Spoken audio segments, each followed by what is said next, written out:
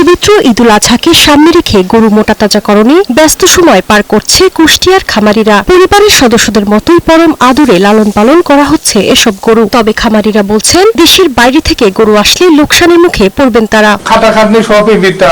তাদের কাছে আমার দাবি, বাইরে থেকে যেন কোনো গরু না আসে, দেশে অনেক গরু আছে। জেলা প্রাণী সম্পদ কর্মকর্তা বলছেন, দেশীয় খামারিদের গরুতেই কোরবানির চাহিদা পূরণ হবে, ন্যায্য দামও পাবেন খামারিরা। আমাদের কোরবানি পশুর প্রায় সংখ্যা 2 লক্ষাধিক, এবং আমাদের চাহিদার পূরণ করে আমরা দেশের অন্যান্য জায়গাতে এগুলো আমরা সাপ্লাই দিতে পারবো। মৌলভীবাজারে ইতোমধ্যে শুরু হয়েছে পশু বেচাকেনা। সীমান্তবর্তী এ জেলায় ছোট বড় মিলিয়ে ৬,২২৫টি খামারে প্রাকৃতিক উপায়ে পশু মোটাতাজাকরণ হয়েছে। তবে ভালো দাম পাওয়া নিয়ে দুশ্চিন্তায় খামারি ও ব্যবসায়ীরা।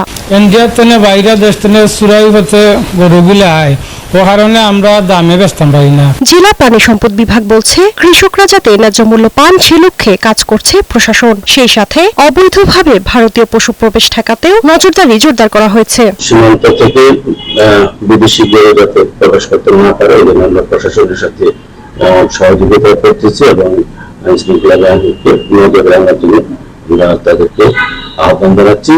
চাঁপাইনবাবগঞ্জে পশুর হাটগুলোতে বাড়ছে ক্রেতা বিক্রেতাদের ভিড়। জেলার ছোট বড় সব পশুর হাটে অবকাঠামো ও নিরাপত্তা নিশ্চিত করতে ব্যাপক প্রস্তুতি নিয়েছে হাট কর্তৃপক্ষ। তবে দাম ও বেচাকেনা নিয়ে ক্রেতা ও বিক্রেতাদের মধ্যে দেখা গেছে মিশ্র প্রতিক্রিয়া। ছাগল গতবারের থেকে দাম কম, ইন্ডিয়ান গরু আমরা নিব না মনে করছি, আমরা একটু দেশি গরু খুঁজছি। হাট দেখে হাটের ব্যবস্থাপনা স্বচ্ছ আছে, সবকিছু ভালো আছে।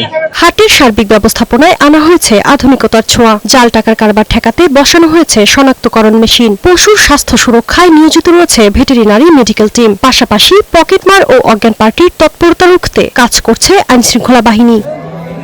শারমিন রিমি, বৈশাখী সংবাদ।